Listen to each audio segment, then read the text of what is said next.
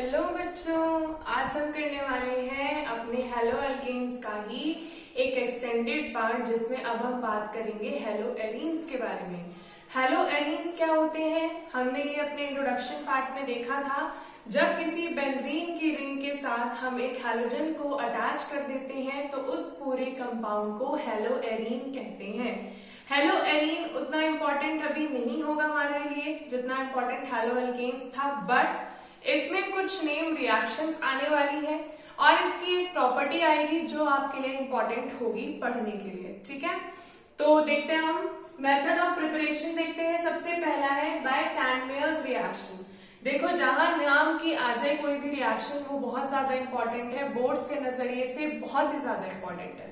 और दूसरी बात, जो ये सैंडमेयर्स रिएक्शन है, इसका पहली बात कोई तोड़ नहीं है, आपको इसको लर्न करना पड़ेगा।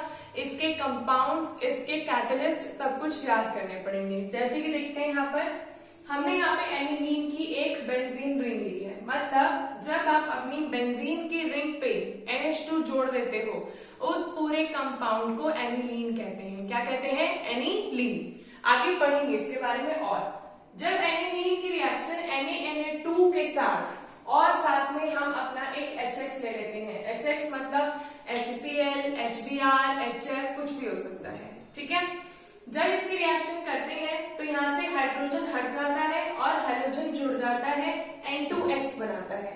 बहुत इंपॉर्टेंट कंपाउंड है बच्चों, इसका नाम याद रखना है, दैट इज बेंजीन डाइअज़ोनियम सॉल्ट। बहुत ज्यादा इंपॉर्टेंट है नाम की वजह से। जब ये बेंजीन डाइअज़ोनियम सॉल्ट बन जाता है, इसकी रिएक्शन हम Cu2X2 के साथ करते हैं। कंपाउंड ये क्या है, इसमें कॉपर है और हैलोजन है। यही हैलोजन है जो यहाँ पर था, तो ये सब पूरे ग्रुप को हटा देता है और सिर्फ अपने आप हैलोजन जुड़ जाता है और ये हमारा कंपाउंड है जो हमें चाहिए था, हेलो एरीन। एक बेंजीन के ऊपर एक हैलोजन का compound, chlorine, bromine, fluorine, iodine कुछ भी हो सकता है। ठीक है, ये रिएक्शन क्योंकि नेम रिएक्शन है बच्चों, तो ये बहुत ज्यादा इंपॉर्टेंट है, इसको आपको याद रखना पड़ेगा। दूसरी बात, ये रिएक्शन आगे भी चैप्टर्स में लगती है अपने प्रिपरेशन में और कन्वर्जन में, तो आपको अच्छे से याद रखना पड़ेगा। ठीक है, नेक्स्ट रिएक्शन है इलेक्ट्रोफिलिक सब्स्टिट्यूशन रिएक्शन। सबसे पहली बात, हमने देखा था कि हमारे haloalkanes nucleophilic substitution reaction show करते हैं। न्यूक्लियोफिलिक का मतलब क्या होता है?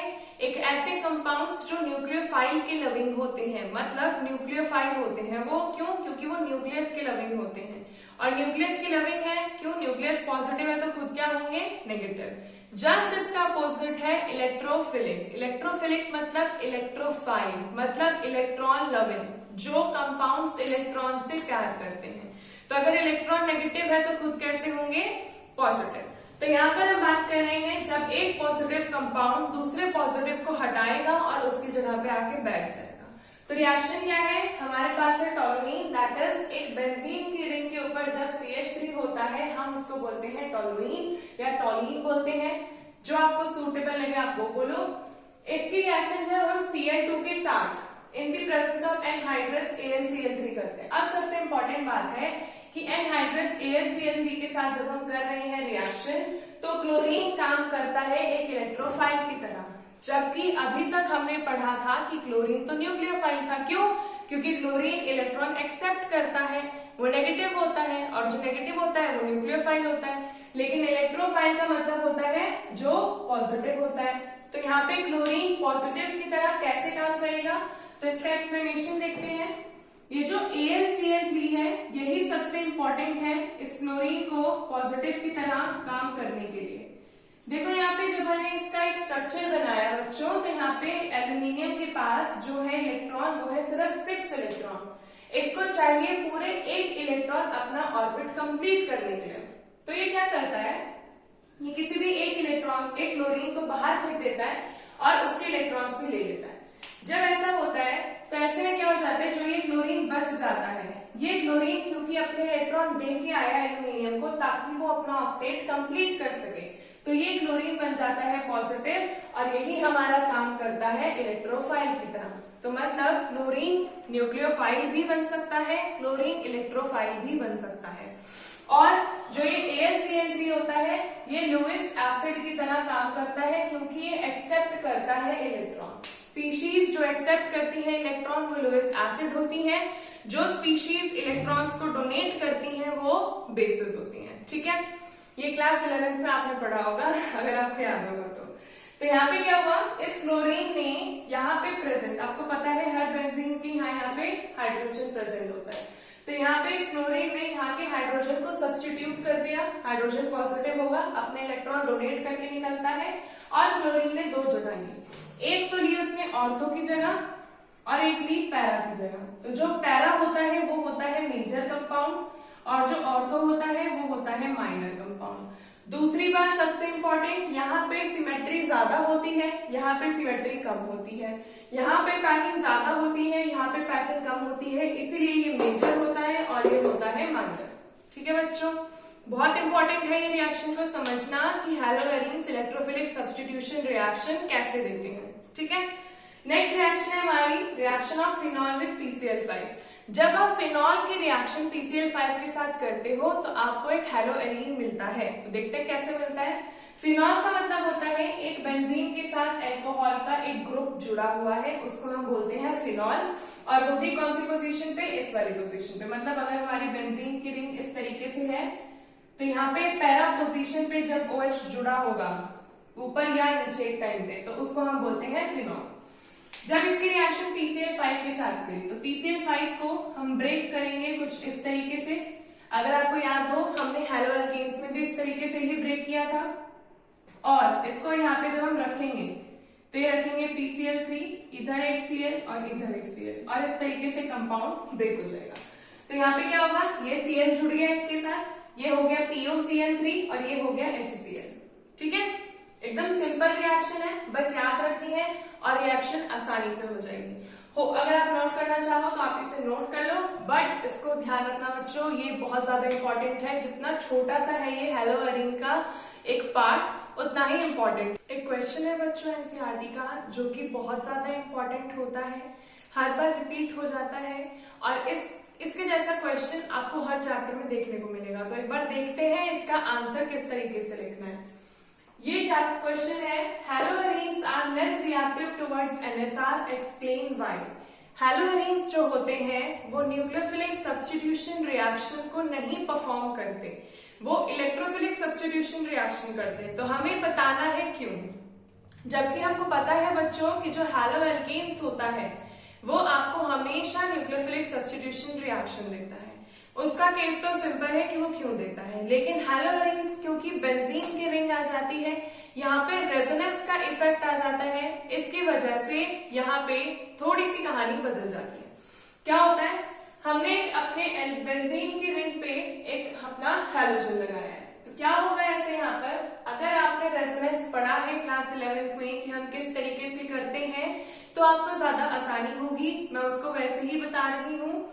यहाँ पे क्लोरीन क्योंकि नेगेटिव होता है तो वो इलेक्ट्रॉन्स बाहर लेता है, वो इलेक्ट्रॉन्स बाहर की तरफ खींचता है, और ऐसे केस में क्या होगा, वो इस कार्बन से जो यहाँ पे कार्बन प्रेजेंट होगा उसका इलेक्ट्रॉन लेके डबल बॉन्ड बना लेगा, और क्योंकि यहाँ पे इलेक्ट्रॉन कम हो जाएगा, ये जो डबल बॉन्ड होगा ये भी ब्रेक डाउन हो जाएगा और यहाँ पे टूट के आ जाएगा। जब यहाँ नेगेटिव आ जाएगा तो उसके पास जो ये वाला कार्बन, ये वाला जो कार्बन होगा, ये भी इलेक्ट्रॉन अपने डोनेट कर देगा वहां पर और खुद बन जाएगा पॉजिटिव। ऐसी सिमिलरली क्या होगा, जब पॉजिटिव नेगेटिव होगा तो नेक्स्ट स्टेप में यहाँ पे बन जाएगा डबल बॉन्ड। ये रेजोनेंस का ही है, तो मैं आपको इसको शॉर्टकट तरीके से ही बता रही हूँ। फिर ऐसे ही यहाँ पे कार्बन के पास अपना एक नेगेटिव इलेक्ट्रॉन है, नेगेटिव का मतलब यहाँ पे 2 इलेक्ट्रॉन प्रेजेंट होंगे, नेगेटिव चार्ज का मतलब 2 इलेक्ट्रॉन प्रेजेंट होते हैं, और जो इस कार्बन पे होगा ये कार्बन भी अपने इलेक्ट्रॉन दे देगा और खुद बन जाएगा पॉजिटिव, और यहाँ पे बन जाएगा नेगेटिव चार्ज। ठीक है, फिर जहां पॉजिटिव नेगेटिव दिखता है वहां पे डबल बॉन्ड बनता है, तो ये डबल बॉन्ड तो टूट जाएगा और यहाँ बन जाएगा डबल बॉन्ड। अब यहाँ नेगेटिव है, यहाँ पे क्लोरीन और कार्बन के बीच में डबल बॉन्ड है, तो ये डबल बॉन्ड ब्रेक डाउन होके यहाँ पर सिंपली बॉन्ड बना देगा। ऐसे केस में आपने देखा ऑर्थो और पैरा पोजीशन पे नेगेटिव चार्ज ज्यादा है। नेगेटिव चार्ज ज्यादा है मतलब इलेक्ट्रॉन का कंसंट्रेशन ऑर्थो और पैरा पोजीशन पे ज्यादा है। अगर इलेक्ट्रॉन का कंसंट्रेशन ज्यादा होगा तो न्यूक्लियोफाइल अटैक नहीं मार पाएगा, क्योंकि न्यूक्लियोफाइल खुद नेगेटिव होता है, और नेगेटिव नेगेटिव क्या होगा, रिपल्शन। इस वजह से यहाँ पर अटैक मारता है हमारा इलेक्ट्रोफाइल, जो कि होता है पॉजिटिव।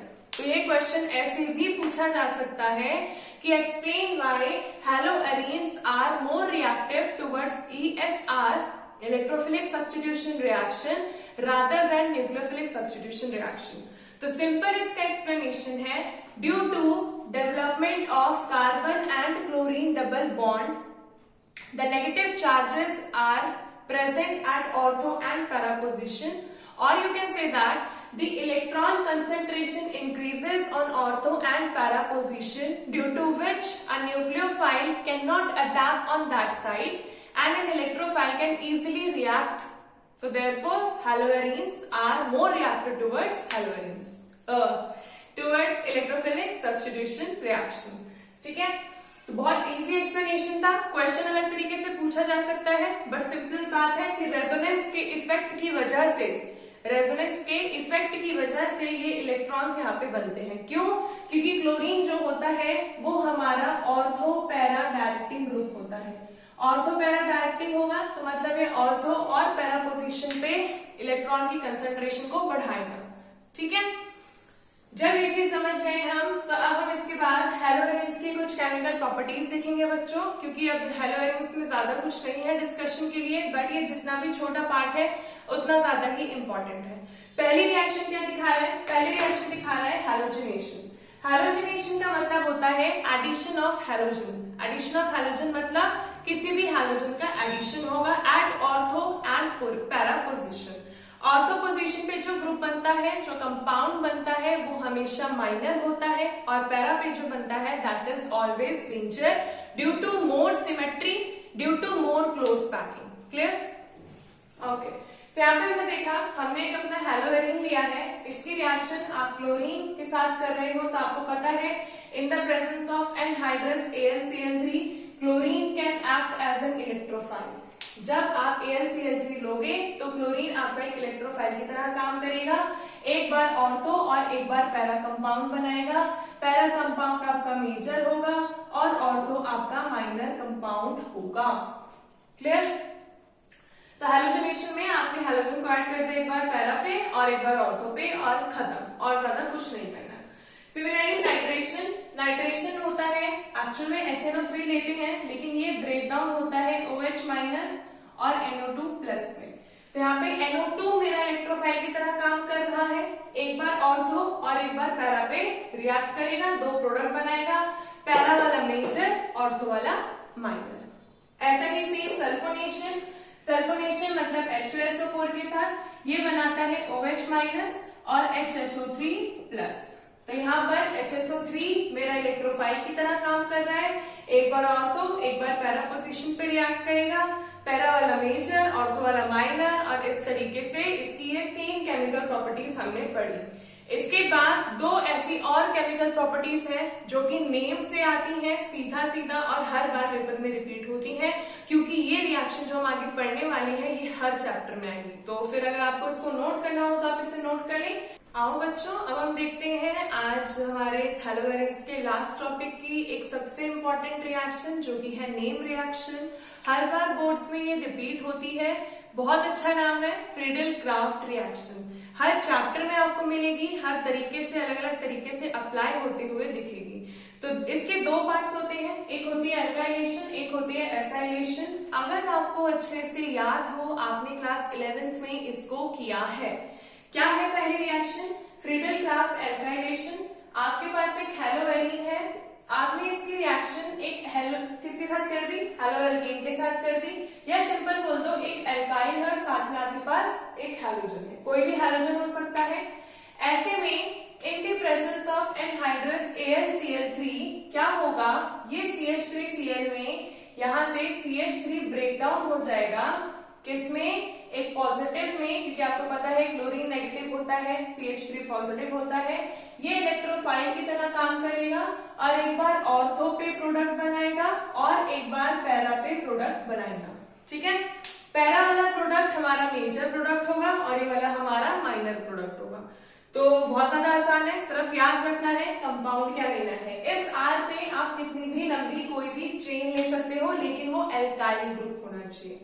ऐसे ही फ्रीडल क्राफ्ट एसाइलेशन का मतलब क्या है, जिसमें हम एसाइल ग्रुप यूज करते हैं। ये होता है हमारा acyl, CH3 C double bond O और इधर X, इधर भी R की जगह कुछ भी लंबा भी हो सकता है।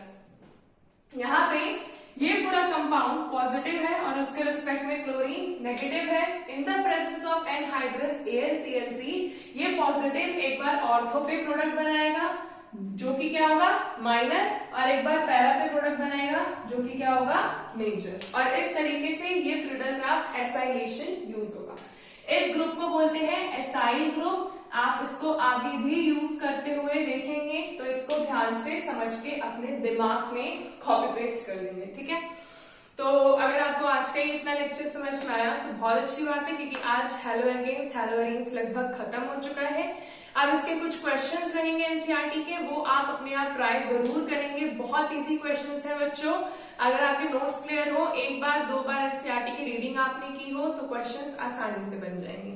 अगर आपको आज का ये लेक्चर पसंद आया हो तो इस वीडियो को जरूर लाइक कर देना, अपने दोस्तों के साथ शेयर करना, और अपनी पढ़ाई करनी है क्योंकि एनसीईआरटी से करनी है, अच्छे से करनी है।